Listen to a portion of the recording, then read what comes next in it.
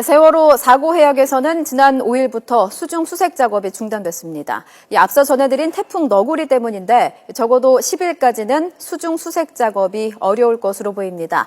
진도 팽목항 연결합니다. 백준규 기자, 수색 작업이 완전히 중단된 겁니까? 수색 작업이 완전히 중단된 것은 아닙니다. 잠수사가 바지선 위에서 그리고 바닷속으로 들어가 선내로 진입하는 수중 수색 작업이 중단된 것인데요. 지금 사고역에서는 1000톤급 대형 함적 5척과 항공기가 바다 위 수색 작업은 계속하고 있습니다. 수중 수색 작업이 중단된 건 토요일 오후부터입니다. 제8호 태풍 너구리가 중대형급으로 커지면서 잠수사들의 안전 문제로 결국 피항을 결정한 것입니다. 언딩과 88바지는 어제 새벽 전남 영암 대부랑으로 피항을 했습니다. 또 중소형 해군과 해경함정도 모두 안전한 목포 인근 내항으로 이동했습니다. 사고 해역에는 비상 상황에 대비해 8명의 잠수사가 남아있는 것으로 전해졌습니다. 범정부 사고대책본부는 태풍이 우리나라를 벗어나면 다시 바지선과 잠수사들을 투입해 수중 수색을 할 예정입니다. 하지만 적어도 닷새는 걸릴 것으로 보여 수색 장기화가 우려됩니다. 범정부 사고대책본부는 장마와 태풍에 대비한 7월 수색 계획을 마련해 발표했습니다. 하지만 새로운 내용의 발표가 아니라 언급됐던 방법들을 종합한 계획이어서 이전과 크게 달라진 것은 없다고 볼 수 있습니다. 우선 수중 제호흡기 리브리더를 시험 투입할 예정입니다.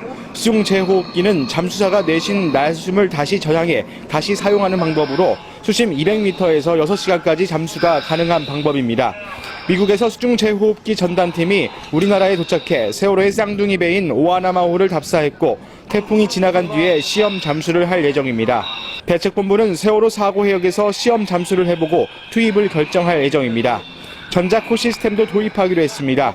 전자코 시스템은 희생자가 발견된 공간의 바닷물과 일반 바닷물의 샘플을 채취해 비교 분석하고 실종자가 있는 격실을 찾는 방법입니다.